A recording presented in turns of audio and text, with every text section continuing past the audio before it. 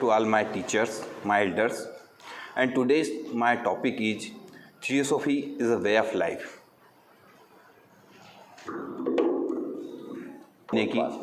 जीवन जीने की एक कला. For many years, man has been discussing, arguing, and inquiring about the certain great basic truth. काफ़ी लंबे समय से या जब से मनुष्य धरती पे आया है तब से उसके मन में हमेशा जिज्ञासा रही है. आपस में कई लोग बहस करते रहे हैं. उसने कई बार जांचने की कोशिश की कि सत्य क्या है, ग्रेट बेसिक ट्रूथ यानी कि जो महान सत्य क्या है, and the existence and the natures of God. Existence of God, क्या ईश्वर है, और है तो उसका नेचर कैसा है. व्हाट इज लाइफ यानी जीवन क्या है, and what is the purpose of life, हमारे जीवन का उद्देश्य क्या है, and which way is true for life.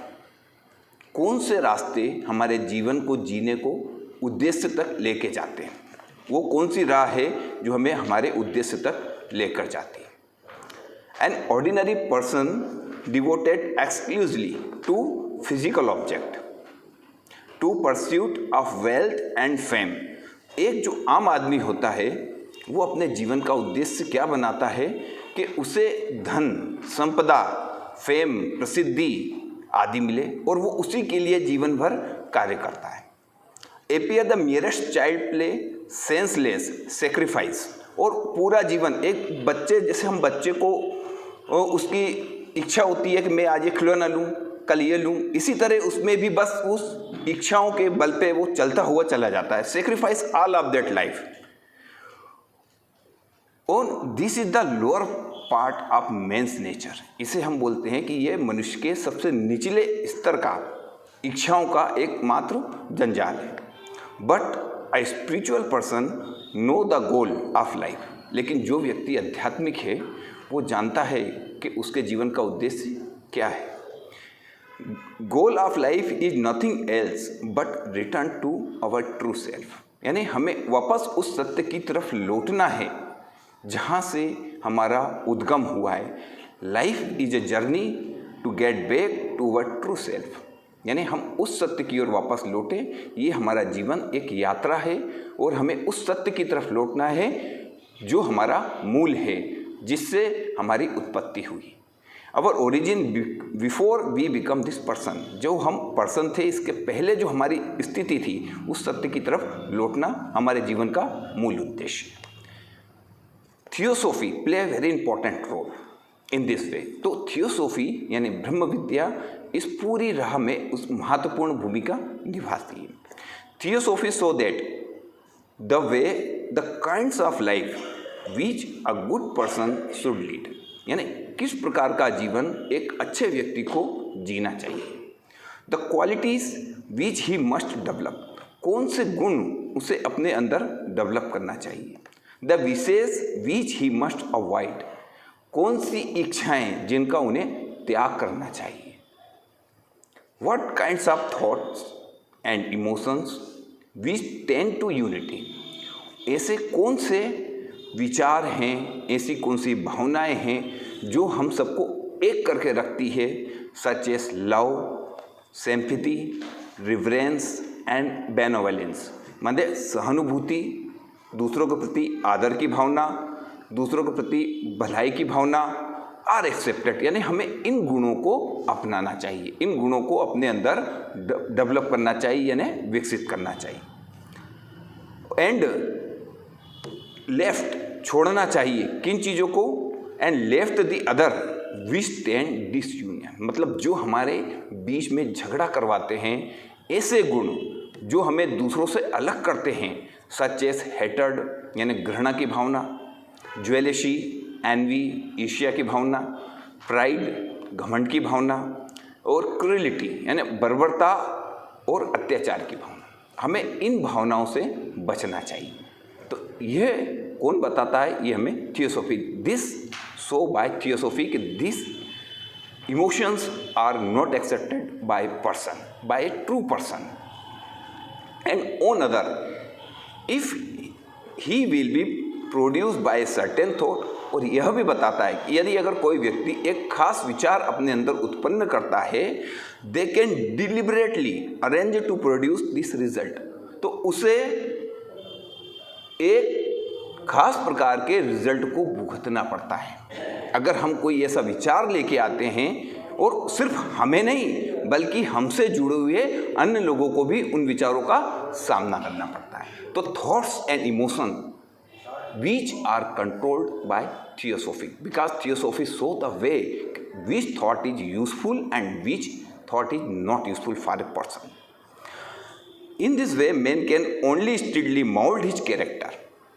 Theosophy help करती है कि हमें अपना कैरेक्टर, अपना चरित्र किस प्रकार से मोल्ड करना है, मोड़ के मतलब उसको किस प्रकार से दिशा देना है इन हिज प्रेजेंट लाइफ, यानी अपने इस जीवन में। क्योंकि ये जो जीवन हमें मिला है सिर्फ एंजॉय करने के लिए या आनंद या सुखों की प्राप्ति के लिए नहीं मिला है, बल्कि उस परम लक्ष्य को प्राप्त करने के लिए हमें यह जीवन मिला है।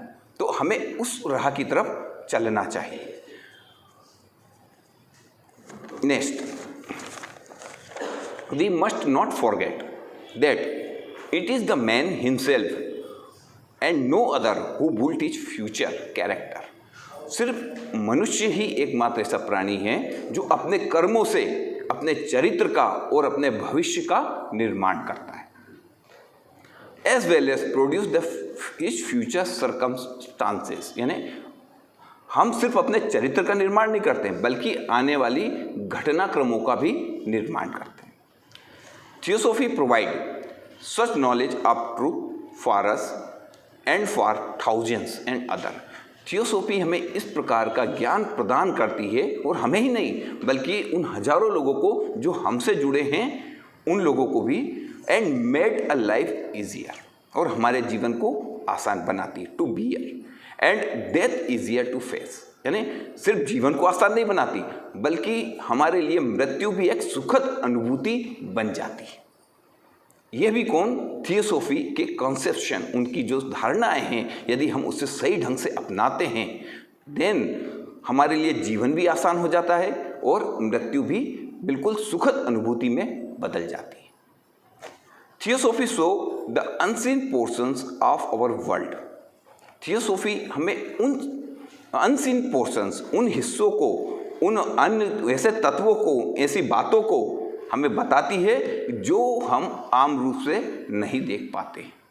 Eight once began to our knowledge as a vast body, और हमें उस विशाल ज्ञान से जोड़ती है जो fact which are very deepest interest, जो हमारे लिए काफ़ी जिज्ञासा के कारण बनते हैं, और it gradually solve for us many of the most difficult problems of life. ये हमारे जीवन की कई गहन जो समस्याएं होती है जिनका हम कहीं पर भी समाधान नहीं ढूंढ पाते हैं, जब अगर हम इस धारणा को अपनाते हैं तो we get solutions of that types of problem. It clear up for up many mysteries, ये हमारे जीवन के कई रहस्यों को क्लियर करती है जिनकी हमको कहीं से कहीं तक क्लियर होने की संभावना नहीं होती of life. It clear up many mysteries so that we now seen them to have been mystery as so long, जो हमारे लिए काफ़ी लंबे समय से रहस्य बनी हुई है, लेकिन जैसे ही हम थियोसॉफी की धारणाओं को समझते हैं वो माइस्ट्री हमारे लिए, वो रहस्य हमारे लिए धीरे धीरे सॉल्व होना शुरू हो जाता है, क्योंकि अब हमारा ज्ञान वास्ट यानी बढ़ने लगा है। हम उन चीज़ों को समझने लगे हैं जो हमारे सोच से परे होती है।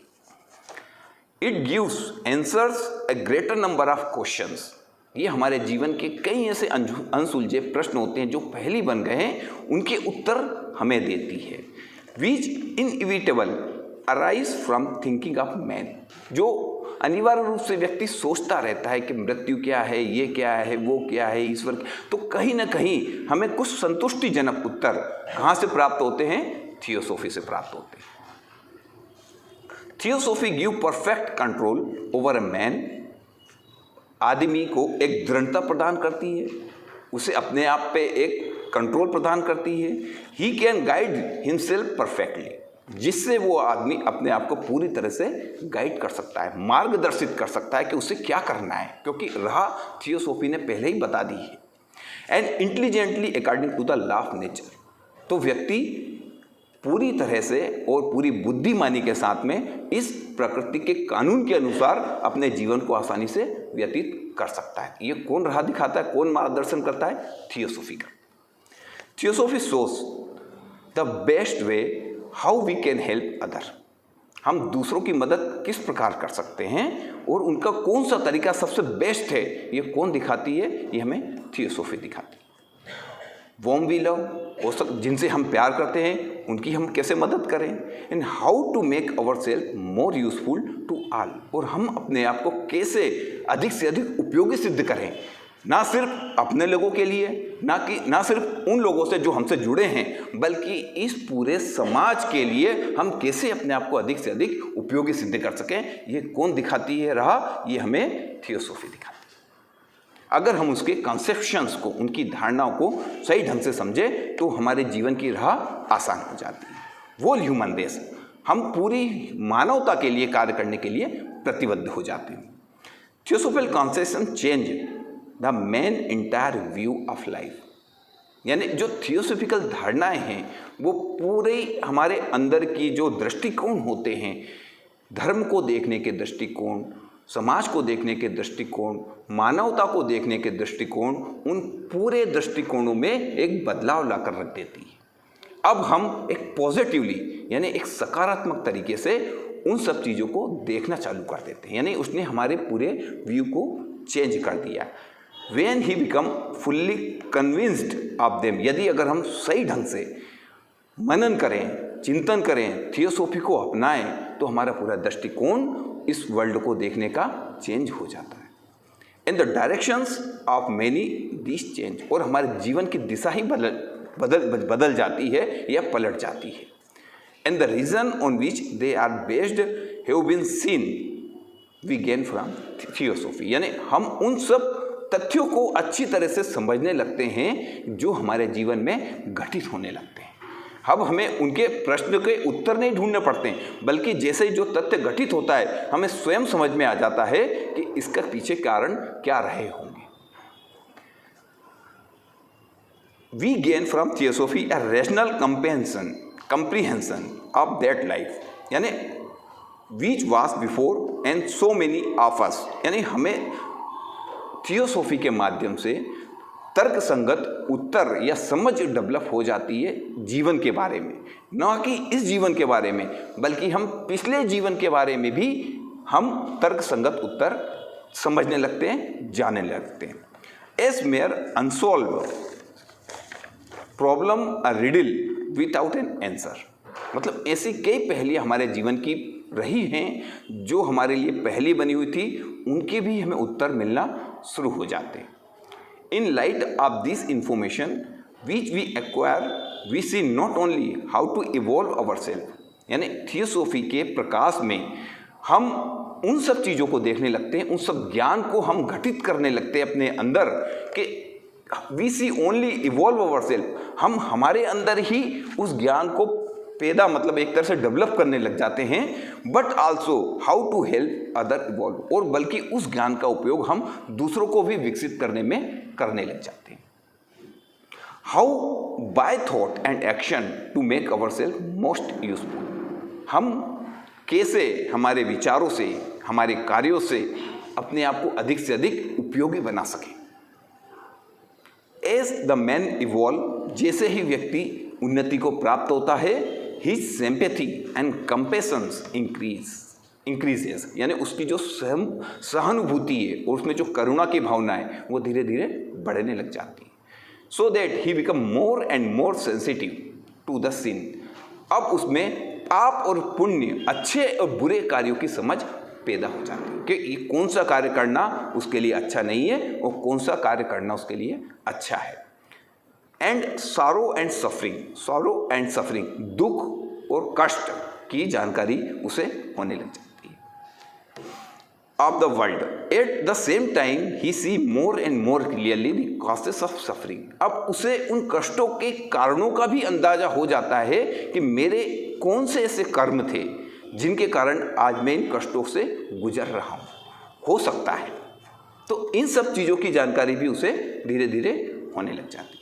Ever more and more fully that in spite of all thing working together for the final good of all. और जब उसके कर्मों में सुधार होता है तो भले आज कैसी भी विपरीत परिस्थिति हो, लेकिन उसे भविष्य में अच्छे परिणाम ही प्राप्त होते हैं। Theosophy told us god means us to be happy. Theosophy बताती है कि ईश्वर का मतलब हमेशा खुश रहना है, क्योंकि ये कहा भी गया है कि ईश्वर की सबसे बड़ी प्रार्थना हमेशा खुश रहना होता है, happy. That it is definitely our duty, और यह हमारी ड्यूटी भी है, कर्तव्य भी है, to be so in order that we may spread around us vibration of happiness. हमें अपने आसपास खुशी का माहौल हमेशा बनाए रखना है। वो जो वाइब्रेशन है, सकारात्मक ऊर्जा है, उसे अपने आसपास के अन्य लोगों में भी फैलाना है, upon others. And this is the only method by which we may lighten the sorrow of the world. और यही खुशियों को बांटना, यही एकमात्र ऐसी विधि है जिसके माध्यम से हम दुनिया के दुखों को हल्का कर सकते हैं, दूर नहीं कर सकते, लेकिन जो हमसे जुड़ा है उसके दुखों को हम कम कर सकते हैं, उसकी जो वाइब्रेशन है, आवृत्ति है, उसको कम कर सकते हैं। It's so that trouble is opportunity. ये हमें बताती है कि जो कठिनाइयाँ हमारे जीवन में आती है वो हमारे लिए एक मौका है, फॉर डेवलपमेंट, हमारे विकास का मौका है।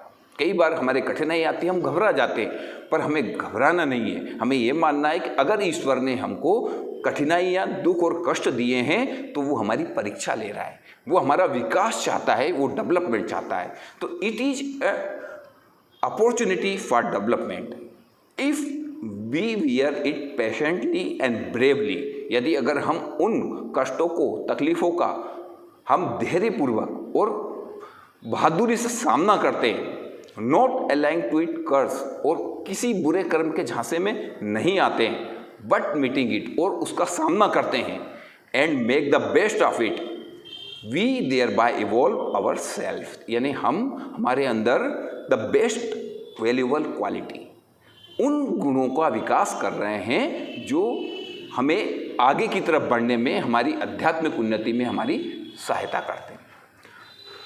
And so out of result, और जिसके परिणाम हमें भविष्य में सकारात्मक प्राप्त होते हैं। We bring good instead of evil, यानी हम हमारे समाज में अच्छाइयों को फैलाने में एक अच्छे माध्यम के रूप में कार्य करें, और इविल यानी बुराइयों को दूर करने का प्रयास करें। Theosophy make us distinguishable from the rest of the world, यानी हमें दूसरों से विशिष्ट बनाने का कार्य करती है। थियोसॉफी विशिष्ट बनाने का हमें दूसरों से कार्य करती है। बाय हिज पेरिनियल चीयरफुलनेस, यानी हमारे अंदर एक चिरस्थायी हंसमुख, यानी कोई भी व्यक्ति हमारे पास में आएगा तो हमारी वाइब्रेशन से वो पहले ही प्रफुल्लित हो जाएगा। उसके अंदर जो दुख होगा, तकलीफ होगी, उससे कहीं ना कहीं हल्कापन महसूस होगा। तो ये गुण कौन, थियोसॉफी हम में विकसित करती है। हिज अनडाउटेड करेज अंडर डिफिकल्टीज, और ये हमें निडर होने का, साहस देने का, अदम्य साहस देने का प्रयास करती है कि किसी भी प्रकार की अगर डिफिकल्टीज हमें अगर मिलती है तो हम उस डिफिकल्टी का निडर होकर सामना करें। एंड रेडी सिंपैथी हेल्पफुलनेस, और हमेशा दूसरों के प्रति सहानुभूति बनाए रखें और दूसरों की मदद करने के लिए तत्पर रहें।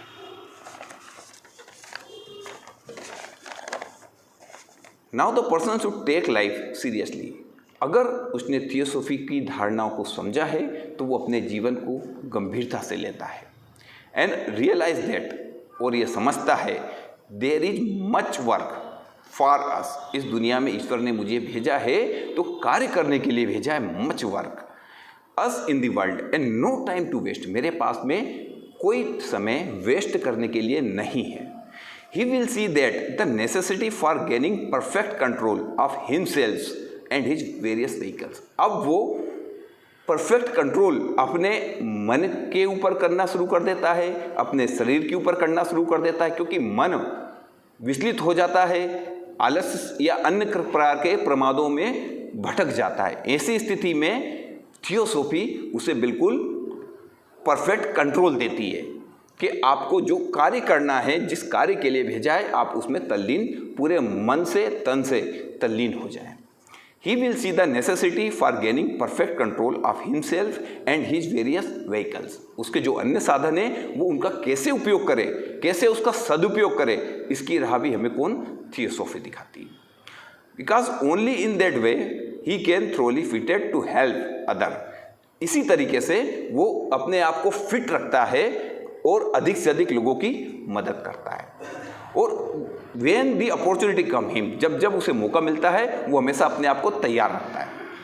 He will look ever for the good in everything. और थियोसॉफी की विशेषता है कि जो थियोसॉफी की भावना को धारण कर लेता है उसे सभी चीज़ों में अच्छाई ही दिखाई देती है। Everything that he may endeavor to strengthen it, और वो उस भावना को मजबूत करने का, दृढ़ करने का प्रयास करता है अपने आप में। It will watch for working the great law of nature, और वो ये देखता है कि विश्व में जो भी घटनाक्रम हो रहा है उसके पीछे कहीं न कहीं उस ईश्वर की ही कोई इच्छा है, उसी इच्छा के आधार पे ये सारे कार्य हो रहे हैं। और मेरी क्या भूमिका है, what is my role in this part of the work, what is my work, वो उसको बड़े ही दृढ़ता के साथ करने का कोशिश करता है। Theosophy told don't need to trust to blind faith. Theosophy कहती है कि नहीं, आप किसी बात को आंख मीच के, किसी भी परंपरा को, किसी भी विश्वास को आंख मीच के मत मानो, but make knowledge by study and investigation. उसके ज्ञान को साधो, समझो, जांच पड़ताल करो, इसके बाद उस चीज़ को मानो। ये ज्ञान कौन हमें देती है? थियोसॉफी। तो इन सिंपली हम ज़्यादा किताबों के हिसाब से तो बहुत लंबी चौड़ी डेफिनेशन है, लेकिन मुझे एक मुकेश का गाना, a song sung by Mukesh, बहुत अच्छा लगता है। और उसमें दिया था कि किसी की मुस्कुराहटों पे हो निसार, किसी का दर्द मिल सके तो ले उधार, सभी के वास्ते हो तेरे दिल में प्यार, जीना इसी का नाम है। मैंने सिर्फ उसमें थोड़ा सा बदलाव किया कि सभी की मुस्कुराहटों पे हो निसार, सभी का दर्द मिल सके तो ले उधार, सभी के वास्ते हो तेरे दिल में प्यार, थियोसॉफी इसी का नाम है।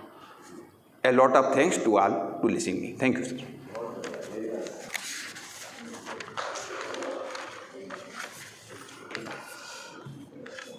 ಸೋದರ ಸೋದರಿಯರೇ,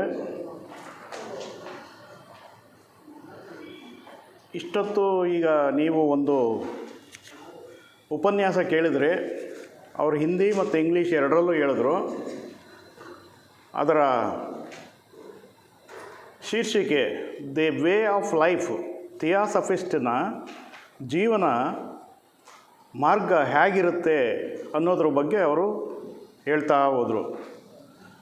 ನೀವೆಲ್ಲ ಈಗ ನಿನ್ನೆಯಿಂದಲೂ ಉಪನ್ಯಾಸಗಳನ್ನ ಕೇಳ್ತಾ ಇದ್ದೀರಾ. ಆ ಉಪನ್ಯಾಸದಲ್ಲಿ ಏನೇನು ವಿಷಯಗಳೆಲ್ಲ ಬಂದವೋ ಅವೆಲ್ಲವನ್ನು ಸೇರಿಸಿ ಇಲ್ಲಿ ಹೇಳೋದಾಗಿದೆ. ಅಂದರೆ ಅಬ್ರಿಜ್ಡ್ ಫಾರಮ್. ನಮ್ಮ ಎಲ್ಲ ಉಪನ್ಯಾಸಕಾರರು ಏನೇನು ಹೇಳಿದ್ರು ಪಾಯಿಂಟ್ಸು, ಈಗ ಬೆಳಗ್ಗೆ ಕೂಡ ನಮ್ಮ ಪರಮೇಶ್ವರಪ್ಪ ಅವರು ಹೇಳಿದ್ದು ಮತ್ತು ನಮ್ಮ ರೆಡ್ಡಪ್ಪಾಚಾರ್ಯವರು ಹೇಳಿದ್ದು, ಆ ಎಲ್ಲ ವಿಷಯಗಳನ್ನು ಸ್ವಲ್ಪ ಸ್ವಲ್ಪವಾಗಿ ಆ ಥಿಯಾಸಫಿ ವೇ ಆಫ್ ಲೈಫಲ್ಲಿ ಅವ್ರು ಹೇಳಿದ್ದಾರೆ. ಅದರಲ್ಲಿ ಕೆಲವನ್ನ ನಾನಿಲ್ಲಿ ರಿಪೀಟ್ ಮಾಡ್ತೀನಿ ಕನ್ನಡದಲ್ಲಿ. ಈ ಥಿಯಾಸಫಿ ಜೀವನ ನಡೆಸಿದಂತಹ ವ್ಯಕ್ತಿ ಅಥವಾ ಥಿಯಾಸಫಿ ಜೀವನದಲ್ಲಿ ನಡೆದು ಬಂದಂತಹ ವ್ಯಕ್ತಿ ಹೇಗಿರ್ತಾನೆ ಅನ್ನೋದ್ರ ಬಗ್ಗೆ ಅವರು ಹೇಳ್ತಾ ಹೋದರು.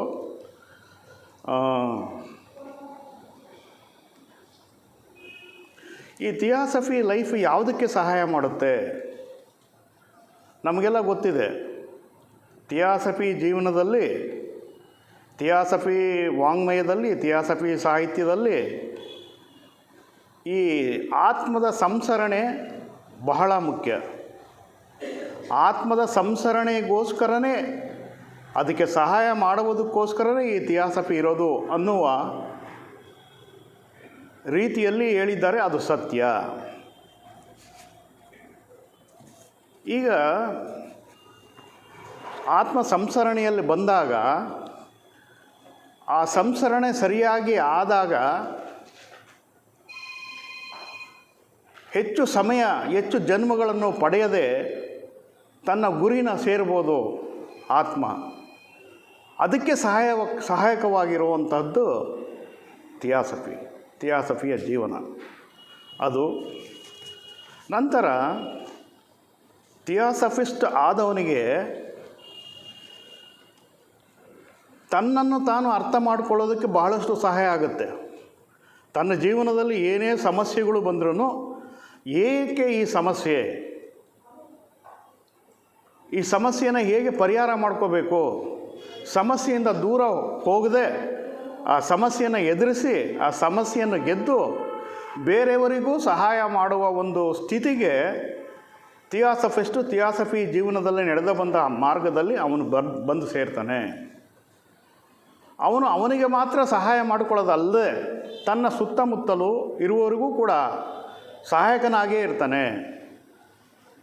ತನ್ನ ಸುತ್ತಮುತ್ತಲೂ ಅಂದರೆ ತನ್ನ ಸಂಸಾರದಲ್ಲಾಗಲಿ ಸ್ನೇಹಿತರಲ್ಲಾಗಲಿ, ಜೊತೆಗೆ ಸಮಾಜದಲ್ಲೂ ಒಬ್ಬ ಥಿಯಾಸಫಿಸ್ಟು ಸಮಾಜಕ್ಕೂ ಕೂಡ ಒಳ್ಳೆಯದನ್ನು ಮಾಡುವಂತಹ ಶಕ್ತಿಯನ್ನು ಅವನು ಪಡಿತಾನೆ ಅನ್ನೋ ವಿಷಯನ ಹೇಳಿದ್ದಾರೆ. ಆಮೇಲೆ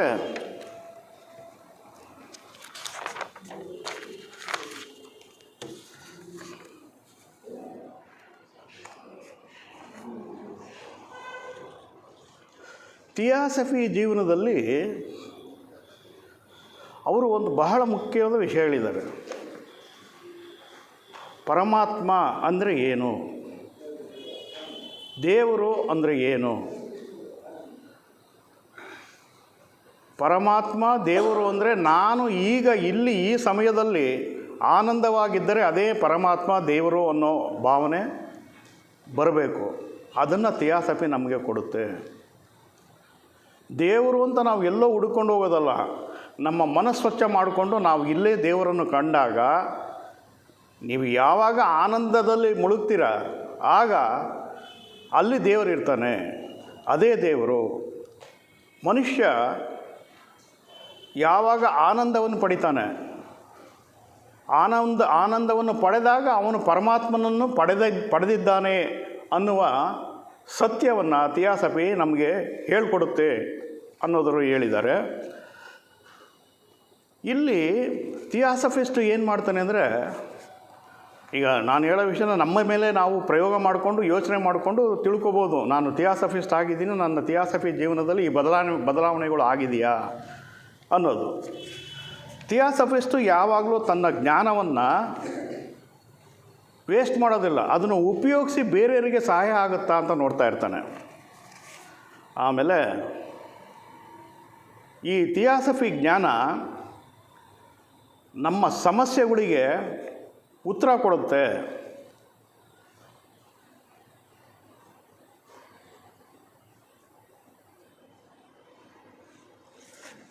ಥಿಯಾಸಫಿಸ್ಟ್ ಆದವನು ತನ್ನ ಥಿಯಾಸಫಿ ಜೀವನವನ್ನು ಸರಿಯಾಗಿ ನಡೆದುಕೊಂಡು ಬಂದಾಗ ಏನು ಕುಕರ್ಮಗಳಿರ್ತವೆ ಅಂಥ ಕೆಟ್ಟ ಕರ್ಮಗಳನ್ನು ಮಾಡೋದಕ್ಕೆ ಅವನು ಯಾವತ್ತೂ ಪ್ರೇರೇಪಣೆಯನ್ನು ಪಡೆಯೋದಿಲ್ಲ. ಆ ಪ್ರೇರೇಪಣೆ ಪಡೆಯೋದು ಅವಕಾಶ ಬಂದರೂ ಸಹ ಥಿಯಾಸಫಿಯ ಜ್ಞಾನ ಅವನನ್ನು ರಕ್ಷಣೆ ಮಾಡ್ತದೆ ಅಂತ ಹೇಳಿದ್ದಾರೆ.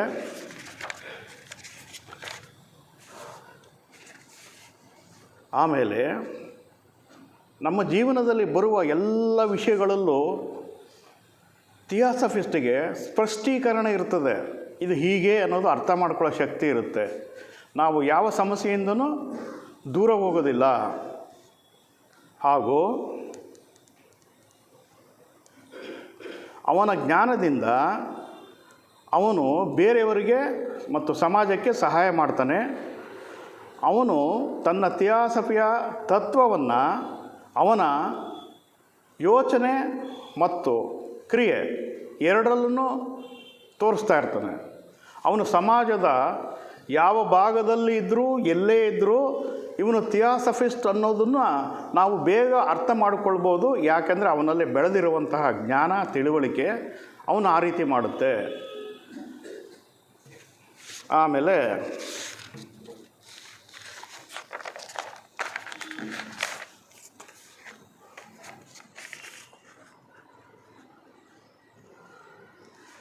ಎಂತಹ ದುಃಖದ ಸಮಯ ಬಂದರೂ ಸಹ ನಾವು ಹೆದರೋದು ಏನಕ್ಕೆ, ನಮಗೆ ಭಯ ಬರೋದೇನಕ್ಕೆ, ದುಃಖ ಸಮಸ್ಯೆಗಳು ಜೀವನದಲ್ಲಿ ಬಂದಾಗ ಮನುಷ್ಯ ಹೆದರ್ತಾನೆ. JK ಅವರು ಅದೇ ಹೇಳಿದ್ದು, ದ ಫಿಯರ್. ಈ ಭಯದಿಂದ ಮನುಷ್ಯ ಬೇರೆ ಏನೋ ಮಾಡೋದಕ್ಕೆ ಹೋಗಿ ಏನೋ ಮಾಡ್ತಾನೆ.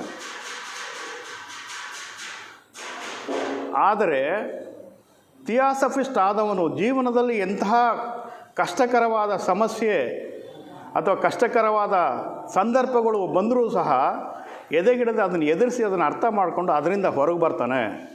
ಅದೇ ರೀತಿ ಕಷ್ಟದಲ್ಲಿರೋವ್ರಿಗೂ ಸಹಾಯ ಮಾಡಿ ಅವರಿಗೂ ಅವರವರ ಸಮಸ್ಯೆಯಿಂದ ಹೊರಬರೋದಕ್ಕೆ ಸಹಾಯ ಮಾಡ್ತಾನೆ. ಆದ್ದರಿಂದ ಥಿಯಾಸಫಿ ಜೀವನ ಎಷ್ಟು ಮುಖ್ಯ. ನಾನು ಮೊದಲೇ ಹೇಳಿದಾಗೆ ಆತ್ಮದ ಸಂಸ್ಮರಣೆಯಲ್ಲಿ ಥಿಯಾಸಫಿ ಬಹಳಷ್ಟು ಸಹಾಯಕವಾಗಿರ್ತದೆ. ಇವತ್ತು ನಾವು ಬೆಳಗಿನ 2 ಉಪನ್ಯಾಸಗಳು ಕೇಳಿದಾಗ ಏನು ಯೋಚನೆ ಮಾಡೋದು, 432 ಕೋಟಿ ವರ್ಷಗಳು ಅಷ್ಟೊಂದು ಕಾಯಬೇಕಾಗಿಲ್ಲ, ಬೇಗ ಹೋಗಬೇಕು ಅಂದರೆ ಥಿಯಾಸಫಿಸ್ಟ್ ಆಗಬೇಕು, ಥಿಯಾಸಫಿ ಜೀವನ ನಡೆಸಬೇಕು. ಈ ಅರ್ಥ ಬರುವ ಹಾಗೆ ಅವರು ತಮ್ಮ ಉಪನ್ಯಾಸವನ್ನು ಮಾಡಿದ್ದಾರೆ. ಇಷ್ಟು ಹೇಳಿ ನಾನು ಮುಗಿಸ್ತೇನೆ.